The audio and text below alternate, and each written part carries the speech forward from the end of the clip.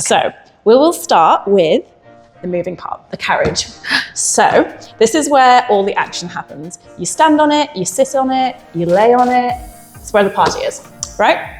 It's attached to the platform, which is the most stable part of the whole entire Reformer, using these springs, which is underneath something called the platform extender. So if you want to come over here and have a little nosy, you can see all the springs are color-coded. You never have to remember what they are, you just need to know the color, and your instructor will tell you which color to put on and take off. Okay. So best way to change a spring is to grab hold of it here and then just pull it off and then let go.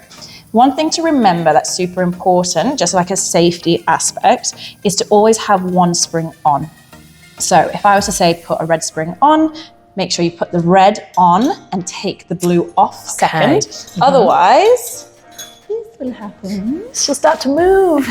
And then we have our foot bar. So Joseph Pilates, who first created this, was in World War I, and he attached it to hospital beds using springs to help rehabilitate soldiers. So this isn't V1, this is like V30. But just so you understand where that originally came from, is he believed in like building you from like the foundation up, so your feet and then up. So as long as you have a stable foundation, then everything else can work in alignment. So we start there. So that's why this is the foot bar. This can be changed along here using this like big metal piece here. You can just lift that up and you can change the range of it, and that will depend. Sunbed. Like a sunbed. There you go. And then as you lay down, close your eyes, pretend that you're in Barbados.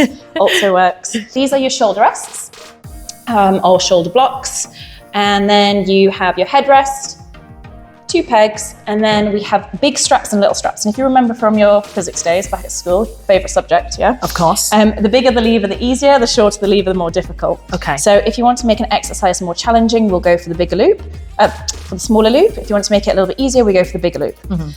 The exercise that you always use your big straps for is legs and straps. And then we have a piece of equipment called the long box. The long box has 2 positions. One is long box position. So the long part of the box runs parallel to the long part of the carriage. And then it's fixed up against these shoulder blocks, nice and safe. Yeah. Yeah, really make sure it's pushed up against it. And then we have the short box position, which is the short part of the box in line with the long part of the carriage. Yeah? Yes. Seems fairly simple. It is. Yeah. It is. Okay. Getting on and off the carriage. This is what I need to know. So you can really simplify this.